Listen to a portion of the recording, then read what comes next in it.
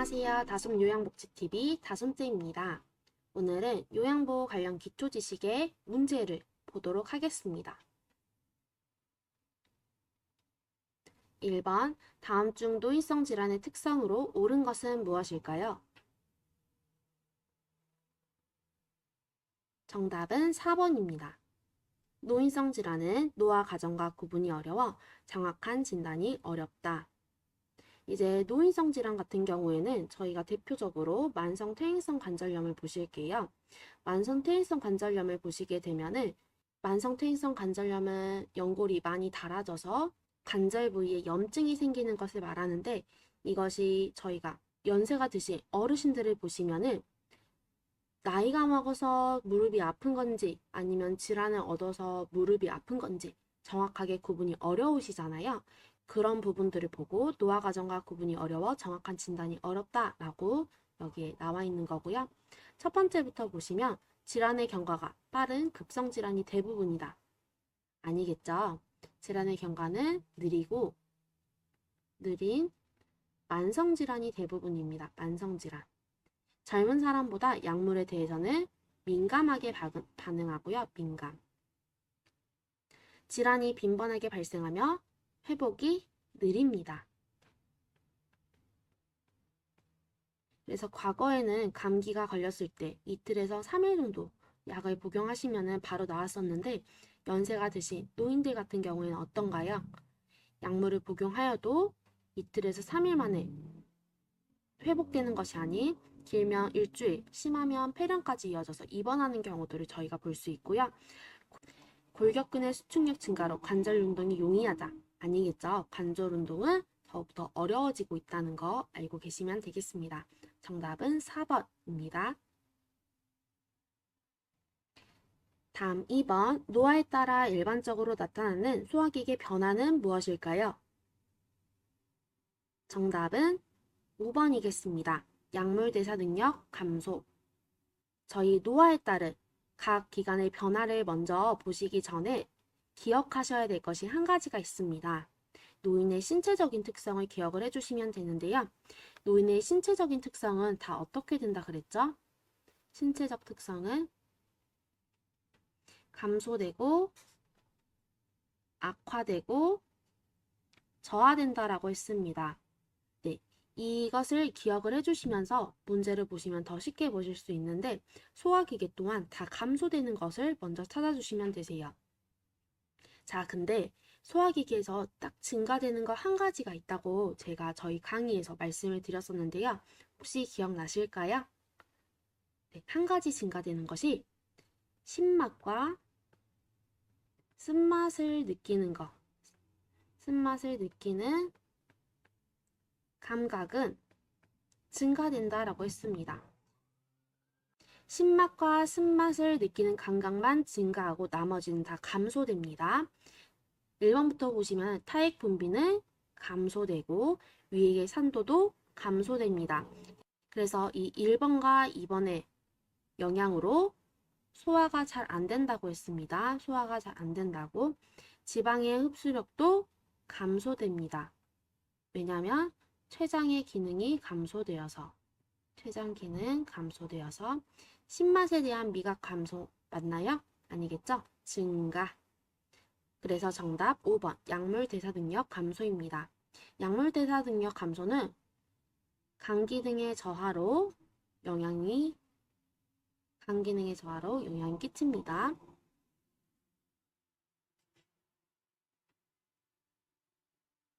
3번 배가 고프기 시작할 때 발생하는 명치 부위의 심한 통증과 식사 후 위가 무겁거나 부푼 듯한 느낌을 주는 질환은 무엇일까요? 정답 2번 위염입니다.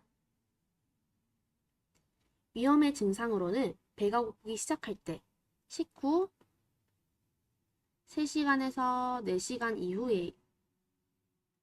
이후에 명치 부위에 심한 통증을 동반하고 위가 무겁거나 부푼 듯한 느낌을 줍니다.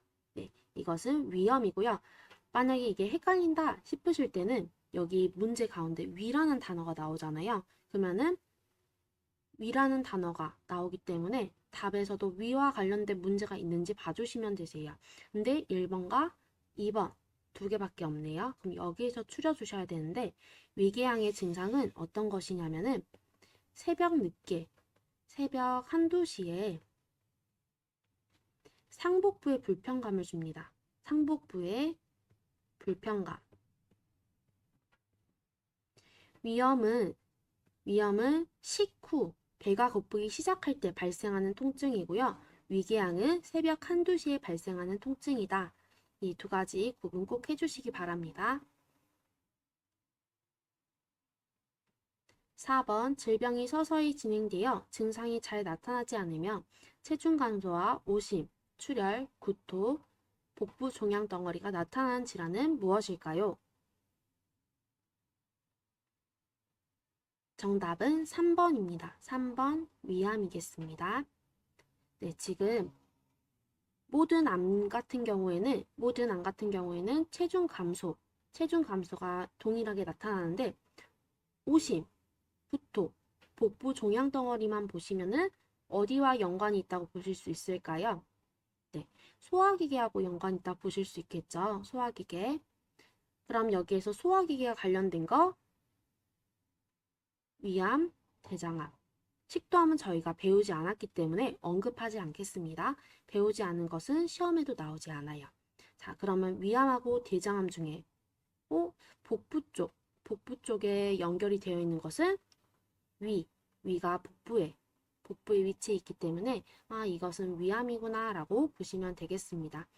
또 위암 같은 경우에는 이거 이외에 헬리코박터균 치료도 꼭 해주셔야 됩니다.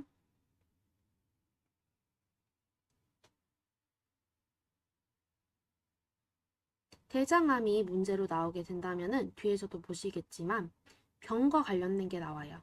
혈변, 점액 분변 이런 단어가 나오면은 대장암입니다.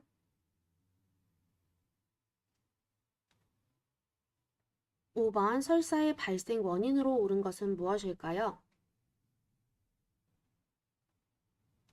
정답 3번입니다. 하제 등 약물의 남용으로 인해 설사가 발생할 수 있다. 여기에서 말하는 하제 같은 경우에는 변비약이라고 보시면 돼요. 우리 화장실 잘 못 가시면은 변비약 복용해서 화장실 갈 수 있도록 하잖아요. 그 변비약을 너무 많이 과다 복용하게 되면은 오히려 설사를 유발시킬 수 있다라고 보시면 됩니다. 2번하고 4번하고 5번 같은 경우는 좋은 경우이기 때문에 설사를 유발시키지 않는다. 그 다음 6번 보시겠습니다. 만성기관지염으로 기도가 좁아진 대상자를 돕는 방법으로 옳은 것은 무엇일까요?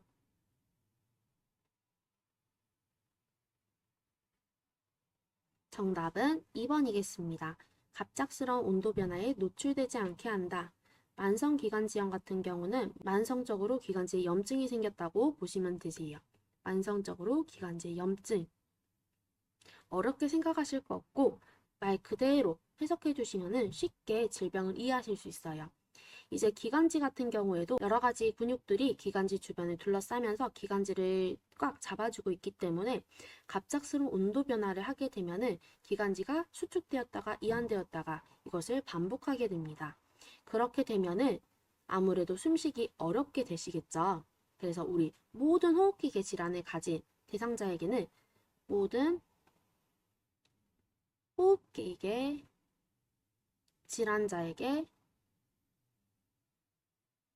적용시켜 주시면 돼요. 갑작스러운 온도 변화에 노출되지 않도록 해주시는 것은 모든 호흡기계 질환자가 공통적으로 이것을 지켜줘야 된다. 라고 기억을 해주시고요. 탈취제 같은 것은 기관지를 자극하기 때문에 사용하시면 안 되고요. 만성기관지염은 전염성이 없습니다. 차가운 물을 드시는 것이 아닌 따뜻한 물을 드셔주시면 되세요.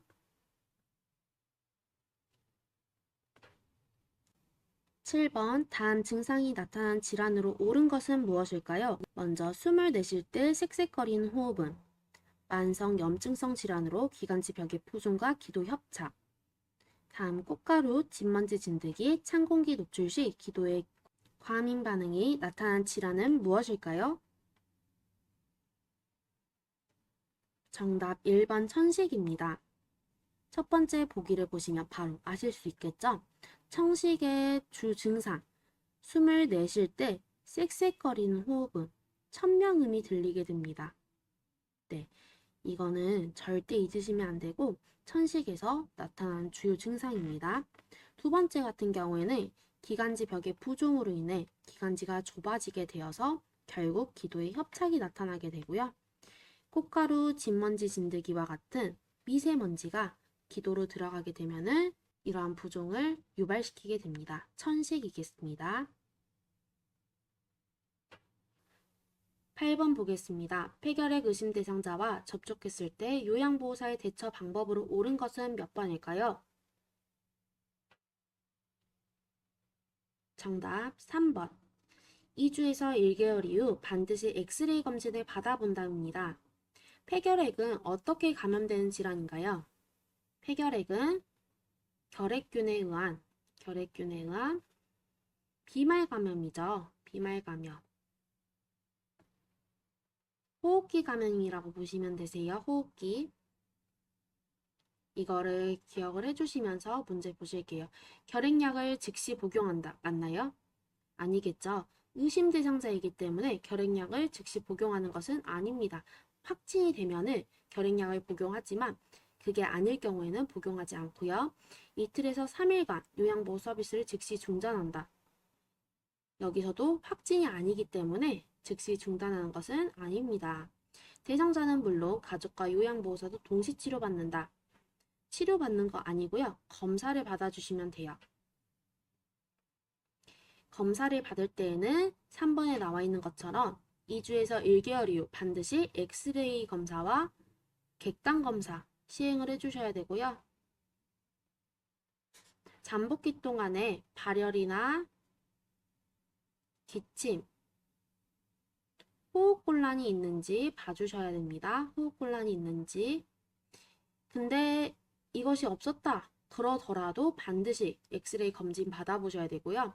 이 증상이 있었으면 더더욱 받아봐야 되겠죠. 5번에 다른 사람들과의 접촉을 금지한다. 접촉한다고 해가지고 감염이 되는 것은 아닙니다. 호흡기 감염, 비말 감염이기 때문에 접촉은 해도 괜찮습니다. 단 보호장구 착용하고 보호장구 착용. 여기서 말하는 보호장구는 마스크와 장갑입니다. 일회용 장갑. 일회용.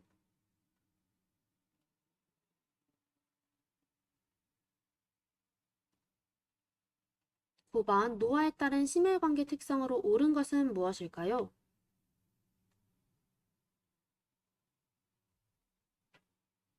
정답은 5번이겠습니다. 심장 근육의 증가. 심혈관계에서도 다 감소한다 라고 보시면 되는데 증가되는 것이 두 가지가 있었습니다. 심장 근육 증가와 하나 더 말초 혈관 저항의 증가. 이 두 가지만 증가하고 나머지는 다 감소됩니다. 최대 심박출량 감소되면서 심박동수까지 감소되겠죠. 심장의 탄력성은 감소되는데 그 이유가 심장 근육이 증가되어서 감소됩니다. 심장으로서의 혈액순환은 감소되겠죠. 심장으로서의 혈액순환량 감소는 말초혈관 저항의 증가와 같은 말입니다. 말초혈관 저항의 증가와 같은 말입니다. 두 가지 내용을 꼭 기억을 해주시면서 문제 푸시면 되겠습니다.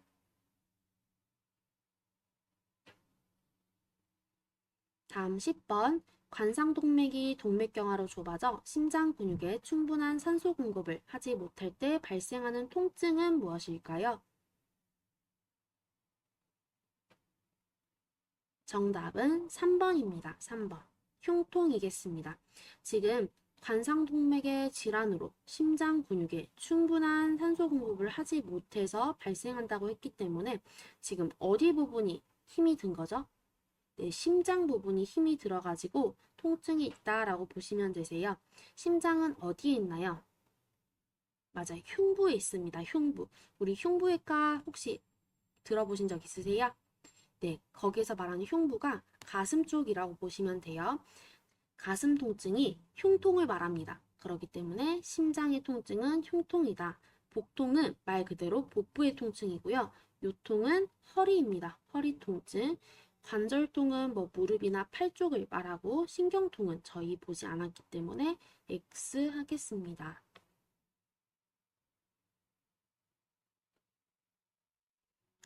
11번 심장의 수축력이 저하되어 호흡곤란, 부종이 나타나는 질병은 무엇일까요? 정답은 1번 심부전이겠습니다. 지금 문제에서도 답이 나왔습니다. 어디가? 심장 부분이 수축력이 저하되면서 호흡곤란과 부족이 나타났다. 제 강의를 들으신 선생님들은 제가 심부전 어떻게 해석해 주시면 돼요 라고 설명을 드린 적이 있었는데 심장이 부었다 라고 보시면 좀 이해하기 쉽다 라고 했었습니다. 심장이 부었다. 그래서 심부전이고요. 그래도 어렵다 라고 하신 분들은 여기 문제에서 어떤 것을 말하고 있는지만 찾으시면 돼요. 지금 여기서 말하는 것은 심장이잖아요. 지문에 심장이란 단어가 들어가 있는 문제를 찾으시면 심부전밖에 없겠죠. 그래서 정답은 1번이겠습니다. 12번 혈액 내 적혈구나 헤모글로빈이 부족하여 몸에 필요한 산소를 충분히 공급하지 못하는 질병은 무엇일까요?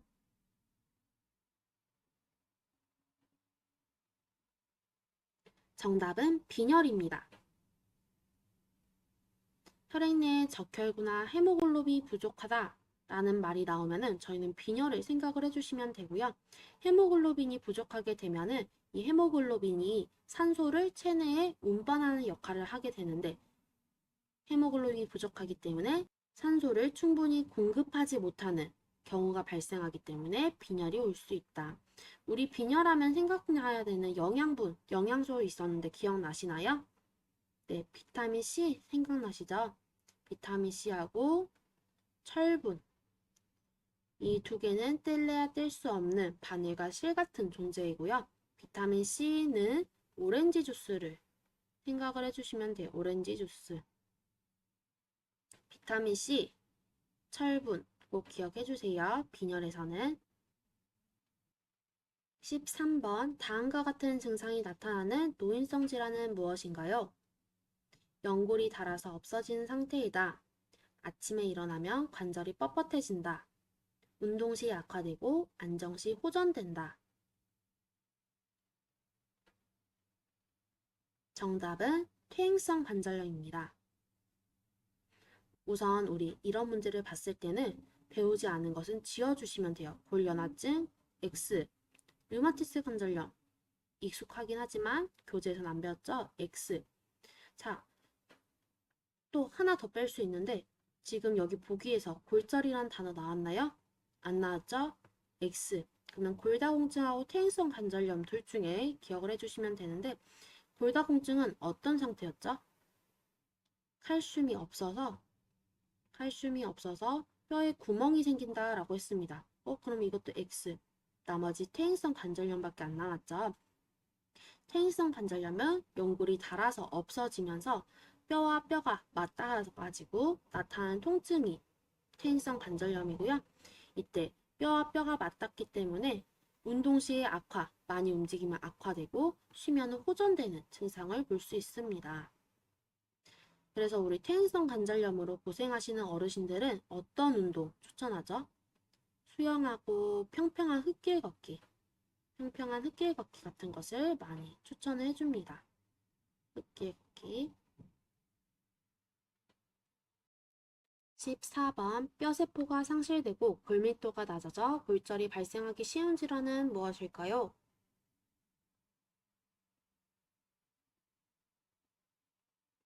정답은 3번 골다공증입니다. 여기서도 저희가 보지 않은 질환 X는 도록 하겠습니다. 이번에 대퇴골 골절 보신 적 있나요? 없죠? X. 척추 디스크 보신 적 없죠? X. 나머지 3개 중에서 봐주시면 되는데 문제를 보시면 답이 있어요. 뼈세포가 상실되고 뼈가 줄어들었다. 그리고 골밀도가 낮아져가지고 골절이 발생하기 쉬운 상태인데 우리 뼈세포가 상실되어서 구멍이 뽕뽕뽕 크게 뼈가 이렇게 있으면 구멍이 뽕뽕뽕 크게 뚫린 질환 무엇이라 했었죠? 네, 골다공증이라고 했습니다. 골다공증이 생기게 되면은 뼈에 골밀도가 굉장히 낮아지기 때문에 당연히 부러질 수밖에 없는, 부러지기 쉬운 상태로 나타나게 되는데요. 그래서 제가 예전에 엿가락으로 예시를 들어줬었는데 엿가락은 구멍이 많은 것은 잘 불러져요. 잘 불러져. 근데 구멍이 적은 것을 잘 부러지지 않는다고 해서 제가 예시를 들어드렸었는데 기억나시나요? 네, 골다공증은 골밀도가 낮아진다. 골밀도가 높은 것은 좋은 거예요. 네. 골다공증은 골밀도가 낮은 거다. 15번 여성 노인의 생식기계 변화로 옳은 것은 무엇일까요? 생식기계에서도 저희가 저하되는 것을 찾으시면 되세요. 저하되는 것 어떤 것이 있죠? 우선 성욕구 감소, 분비물 저하 이 2가지만 보고 문제를 고르시면 될 것 같죠? 성적 욕구 감소 정답이 맞나요? 아니겠죠. 그래서 정답은 5번. 노인이 되더라도 성적 욕구에는 변화가 없습니다. 변화가 없음. 성기능은 감소되지만 성욕구에는 변화가 없음. 이거 기억을 해주시면 되겠습니다. 정답 5번. 질의 수축 및 분비물 저하. 네, 맞겠죠. 이런 질의 수축 및 분비물 저하로 인해 질염이 발생하기 쉽다라고 했습니다. 질염 발생 쉬움. 또 성교시 통증까지 있겠죠. 성교시 통증. 분비물이 없게 되면은 성교시 통증까지 함께 동반됩니다. 16번 대상자가 기침, 웃음, 재채기를 할 때 복부 내 압력의 증가로 소변이 배출되는 요실금은 무엇일까요? 정답은 2번 복압성 요실금입니다. 여기서도 저희가 안 본 거 지우면은 혼합성, 반사성 안 받고 문제에서도 답이 나왔죠. 복부 내 압력으로 인한 요실금. 복부 내 압력으로 인한 요실금. 그러면은 복부의 압력으로 인한 요실금. 그래서 정답이 2번입니다.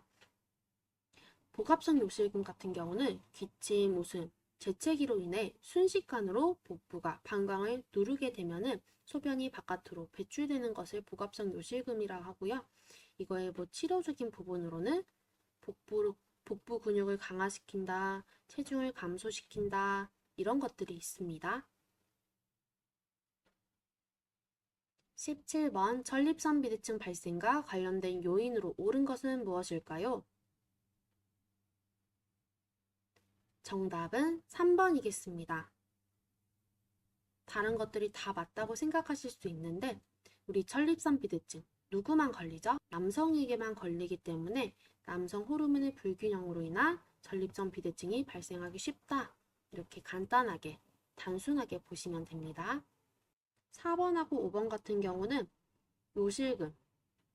요실금의 요인이고 2번도 요실금의 요인입니다. 18번 다음 중 욕창이 발생한 위험 요인이 있는 대상자는 누구일까요? 정답은 2번이겠습니다. 부적절한 영양으로 근육이 위축된 대상자는 욕창이 발생하기 쉽다. 우리 욕창이 많이 발생하는 대상자 대부분 누구였죠? 와상 환자. 장기간 오랫동안 누워있는 대상자들이 욕창이 발생하기 쉽습니다. 그리고 욕창이 발생하기 쉬운 원인으로는 엉덩이 살이 없거나 피하지방이 없는 대상자가 많이 발생하게 되고요. 체위 변경을 자주 하는 대상자 좋겠죠. 네, 욕창을 예방하는 방법입니다. 변기가 있는 대상자나 요의가 있는 대상자 같은 경우는 본인이 스스로 이제 표현하고 그것을 해결할 수 있기 때문에 욕창을 예방할 수 있는 사람들이다 라고 보시면 되겠습니다. 부적절한 영향으로 근육이 위축되어 있는 대상자. 그래서 우리 욕창이 있는 대상자에게 많이 제공해줘야 되는 영양소 하나 있었는데요.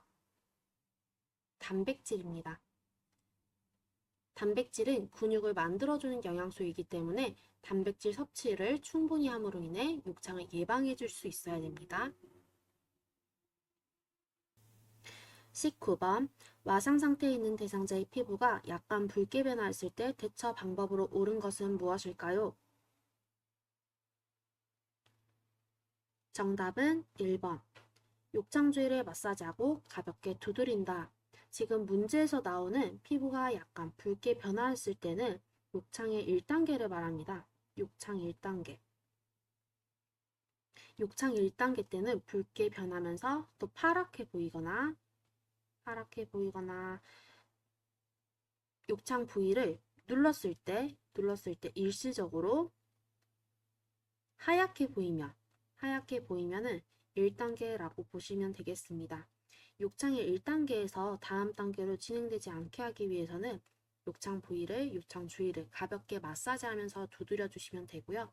미지근한 물수건으로 찜질해 주시면 됩니다. 이때 또 미지근한 바람으로 건조를 시켜주시면 되고, 체위 변경을 2시간마다, 체위 변경은 낮에는 2시간마다, 밤에는 4시간마다 해주시면 되고요.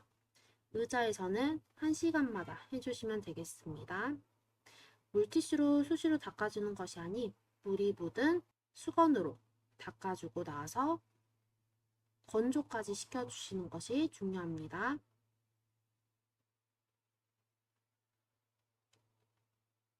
욕창의 단계에서는 1단계, 2단계, 3단계, 4단계까지 나오는데요. 1단계는 대상자의 피부가 붉게 변하는 것이고 2단계는 표피가 벗겨진 것이라고 보시면 돼요. 표피가 벗겨진 것. 그리고 수포가 생겼습니다. 수포. 3단계는 피하 조직까지 괴사된 상태이고요. 4단계는 뼈 근육까지 괴사됐다라고 보시면 됩니다. 20번 피부 건조증이 있는 대상자의 목욕을 돕는 방법으로 옳은 것은 무엇일까요?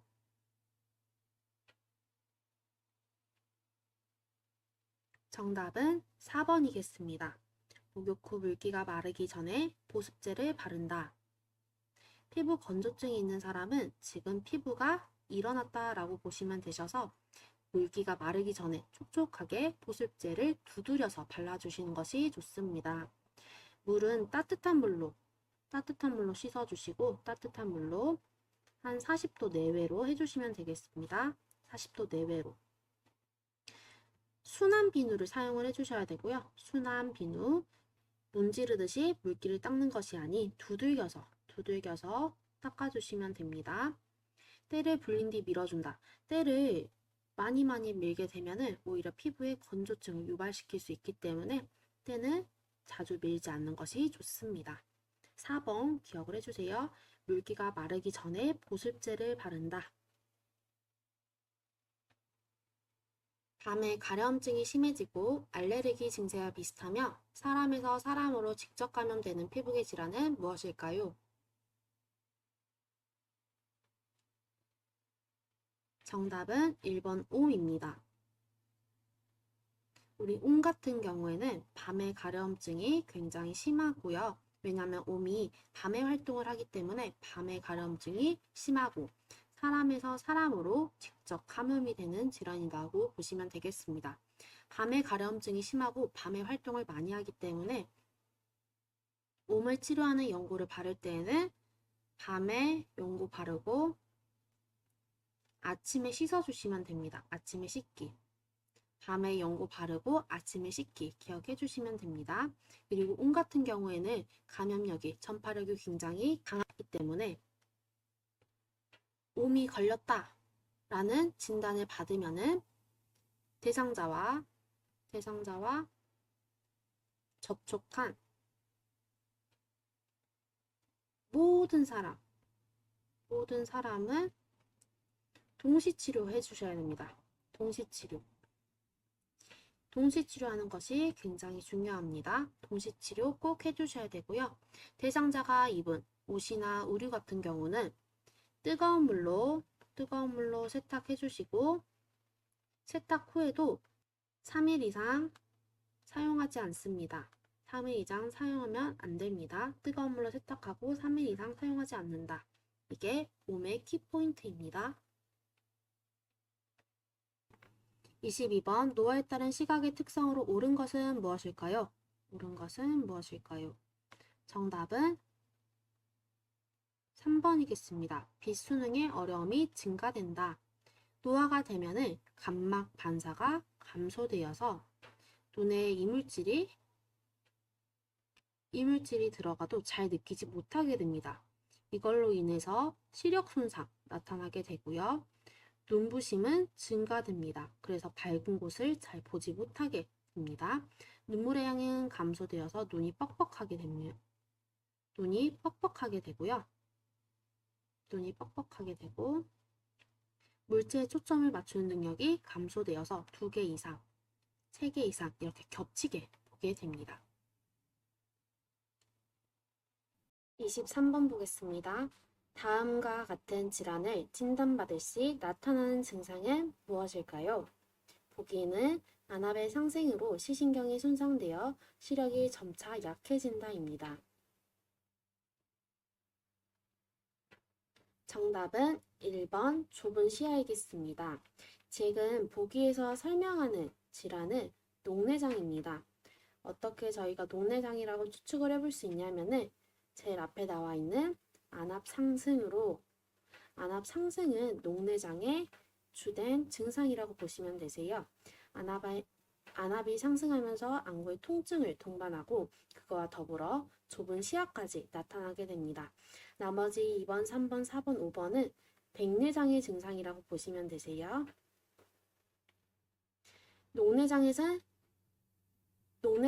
딱 하나 기억해야 될 게 안압 상승. 안압 상승과 안압이 상승되면 또 통증까지 나타나게 되고, 녹내장에서 꼭 기억해야 되는 단어가 안압 상승, 그걸로 인한 안구 통증, 또 좁은 시야까지 나타나게 되겠습니다. 24번 노화에 따른 내분비계 특성으로 옳은 것은 무엇일까요? 정답은 1번. 3번, 4번, 5번부터 보실게요. 갑상선의 크기가 작아지면서 갑상선 호르몬 분비량도 저하되게 됩니다. 감소되게 됩니다. 기초대사율이 감소돼서 이제 지방을 태울 수 있는 그런 능력들이 떨어지게 되고요. 2번을 보시면은 인슐린에 대한 민감성이 감소되어서 고혈당이 되게 됩니다. 고혈당. 우리 몸에 당이라는 것이 들어오게 되면은 인슐린이 분비가 되게 돼 있어요. 인슐린이 당을 분비하도록 분비가 되는데요. 인슐린에 대한 민감성이 감소됨으로 인해 당이 들어와도 인슐린이 분비되지 않아 당이 차곡차곡 쌓이면서 고혈당이 된다라는 말입니다. 이해되셨을까요? 네. 그렇기 때문에 포도당의 대사 능력도 감소될 수밖에 없겠죠. 그래서 정답은 1번이겠습니다. 25번 인슐린이 분비되지 않거나 부족할 경우에 나타나는 질환의 증상으로 옳은 것은 무엇일까요? 정답은 4번입니다. 4번 상처치유 지연이겠습니다. 지금 문제에서 말하는 질환을 저희가 먼저 추측을 해보실 수 있어야 되는데, 문제에서 말하는 질환, 인슐린이 분비되지 않거나 부족할 경우 나타나는 질환, 어떤 질환이죠? 당뇨병인 것을 저희가 알 수 있겠죠? 당뇨병. 당뇨병에서는 저희가 크게 첫 번째로 나오는 증상 4가지가 있어요. 먼저 다음 있습니다. 음료를 많이 먹는 다음. 당연히 수분이 많이 들어갔으면 다뇨 발생하겠죠. 다뇨. 다음으로 다식 있습니다.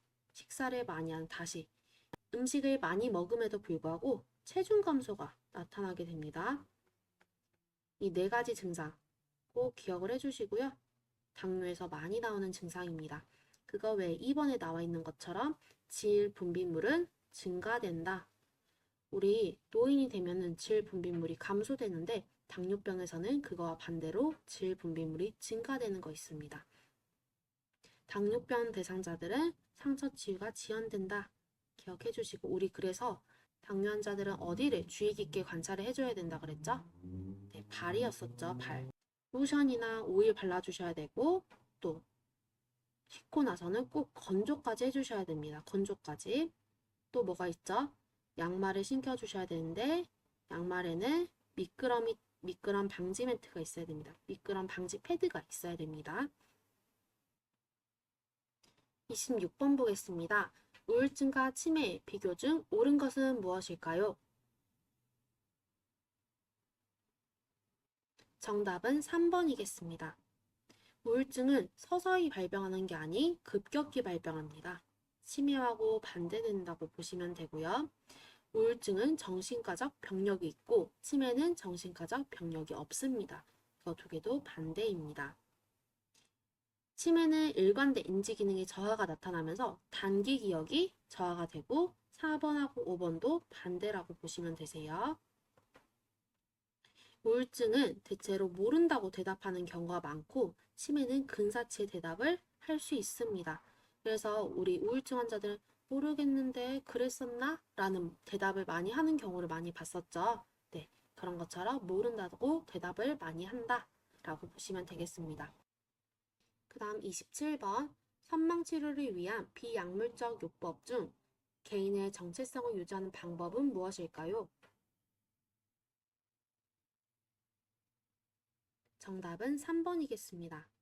개인의 정체성을 유지하기 위해 본인이 누구인지 알도록 하기 위해서는 평상시에 자주 봤었던, 익숙했었던 가족의 얼굴을 자주 볼 수 있도록 해주시는 것이 좋습니다. 선망 같은 경우는 단기적으로 급격하게 발생하기 때문에 새로운 것들을 계속 제공하는 게 아닌 그 전에 본인이 했던 것들을 익숙한 것들을 계속 노출시켜 주셔서 개인의 정체성을 지켜주셔야 되겠습니다. 28번 치매 초기 증상으로 옳은 것은 무엇일까요?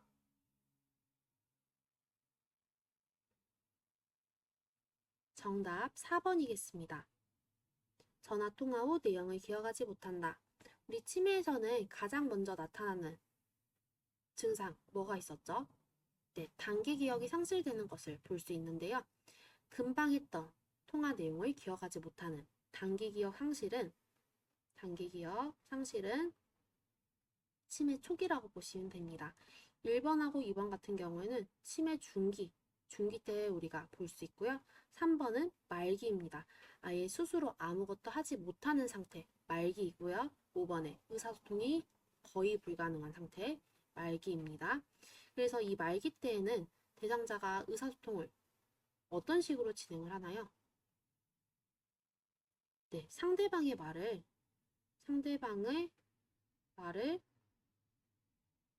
그대로 따라하는 것을 볼 수 있습니다.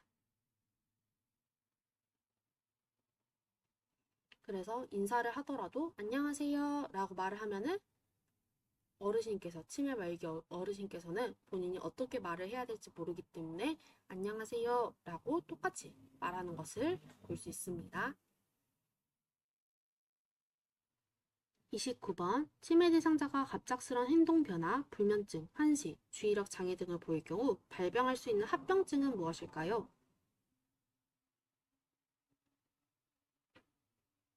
정답은 선망이겠습니다. 지금 문제에서도 보이는 것처럼 행동 변화, 불면증, 환시, 주의력 장애를 보이는 것은 선망입니다.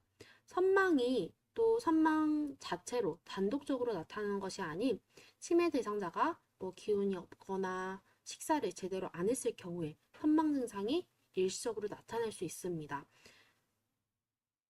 선망과 치매는 거의 유사한 증상을 보이고 있지만 엄연히 다른 질병인 거 기억을 해주시고요. 치매를 가진 대상자도 선망을 겪을 수 있다라는 것도 기억을 해주시면 좋겠습니다. 30번 뇌졸중으로 우측뇌가 손상된 경우 증상으로 옳은 것은 무엇일까요? 정답은 2번이겠습니다. 지금 어디 뇌가 손상되었다고 나와 있나요? 우측뇌가 손상되었다 그랬죠. 우리 뇌가 이렇게 우측, 좌측으로 나누어졌다고 하면은 우측뇌가 손상된 경우에는 좌측 마비가 오고요. 좌측뇌가 손상이 오면은 우측 마비가 옵니다. 이렇게 교차로 신경이 연결되어 있기 때문에 이 부분 절대 잊어서는 안 되고요. 우측뇌가 손상되었기 때문에 당연히 좌측에 마비가 오는 거 기억해 주시면 됩니다.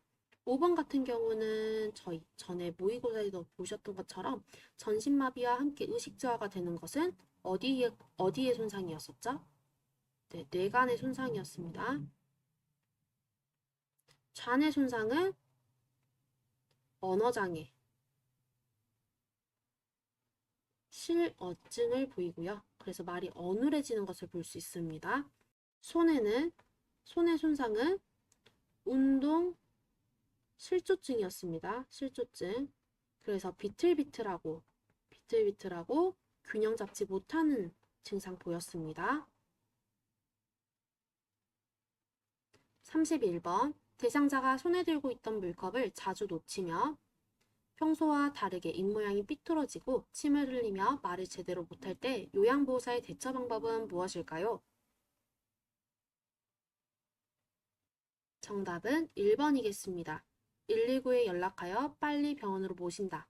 지금 문제에서 나오는 물컵을 자주 놓치며 평소와 다르게 입모양이 삐뚤고 침을 계속 흘린다. 말을 제대로 못한다. 이것은 뇌졸중의 전구 증상입니다. 뇌졸중 전구 증상.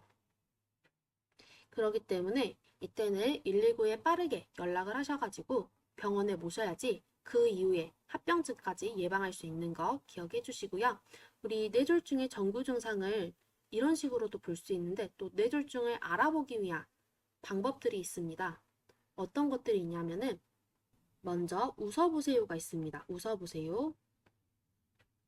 웃어보세요 했을 때 안면이 비대칭인지 비대칭이 아닌지 확인을 해보시면 되고요. 손 들어보세요도 있어요. 손들기. 손을 들었을 때 마비가 있는 쪽은 손이 안 들어가.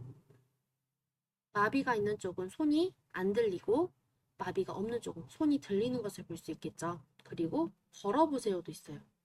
걸어보세요. 걸었을 때 마비가 있는 쪽으로 계속 기울어지면서 넘어지는 것을 볼 수 있겠죠. 만약에 뇌졸중이라면은. 그래서 이 세 가지를 뇌졸중이 의심된다 하면은 한번 시행을 해보시면 되겠습니다.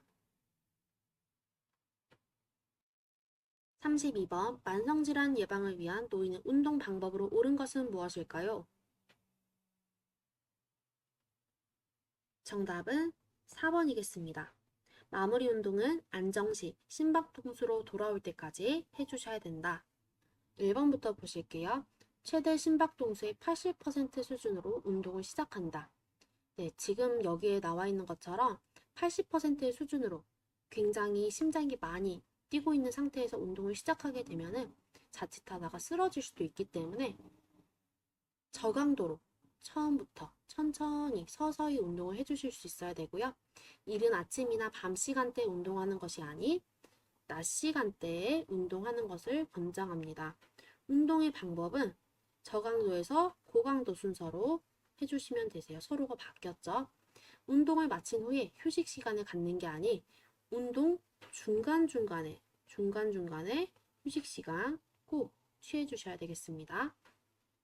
준비 운동은 후 약 10분 정도 진행해 주시면 되고 마무리 운동은 심박동수가 돌아올 때까지 하는 거 잊지 마세요. 33번. 노인에게 약물 중독이 많이 발생하는 주된 이유는 무엇일까요? 정답은 5번이겠습니다. 신장의 배설 능력이 감소되어서 체내에 머물러 있는 약물의 독성 성분이 중독 현상을 일으킬 수 있습니다. 나머지 1번부터 4번 같은 경우는 좋은 현상이에요. 근데 5번은 신장에서 배설해주는 능력이 감소되어서 체내에 남지 말아야 될 독성들이 남게 되면서 약물 중독이 발생하게 되는 거 있습니다. 34번 보겠습니다. 재가 방문 시 편의점에서 구입 가능한 비상약으로 옳은 것은 무엇일까요? 정답은 4번이겠습니다. 해열 진통제입니다. 나머지 1번, 2번, 3번, 5번 같은 경우에는 병원의 처방에 의해서만 병원에서 처방해줘야지만 받을 수 있는 약들인데 해열 진통제, 또 이거 외에 소화제, 파스, 또 감기약 이렇게 4가지 약들은 편의점에서 구입할 수 있도록 비상약으로 비치되어 있습니다. 이것도 종종 시험에 나오기 때문에 기억해 주세요. 35번 보겠습니다. 다음 중 약물 복용 방법으로 옳은 것은 무엇일까요? 정답은 5번이겠습니다. 분할선이 있는 약은 쪼개어서 복용할 수 있다. 네, 맞겠죠? 약 가운데에 이렇게 분할선이 있는 약은 너무 크게 되었을 때 쪼개서 복용해도 된다라는 표시이고요. 철분제는 어떤 거와 함께 복용해야 되죠? 철분제는 비타민 C, 비타민 C의 대표적인 음식이 오렌지 주스 있었습니다. 오렌지 주스. 고혈압 약을 자몽 주스와 함께 먹는다. 맞나요? 아니나요? 아니겠죠? 약을 자몽 주스와 함께 먹게 되면은 고혈압과 고지혈증이 발생될 수 있습니다. 약을 자몽 주스와 함께 복용하게 되면은 고혈압과 고지혈증이 발생할 수 있습니다. 기억해 주시고요. 3번, 인슐린은 식사 전에 입으로 복용한다. 맞나요? 아니겠죠? 인슐린은 무조건 주사로 투약하는 것입니다. 주사로 투약. 절대 잊으시면 안 돼요.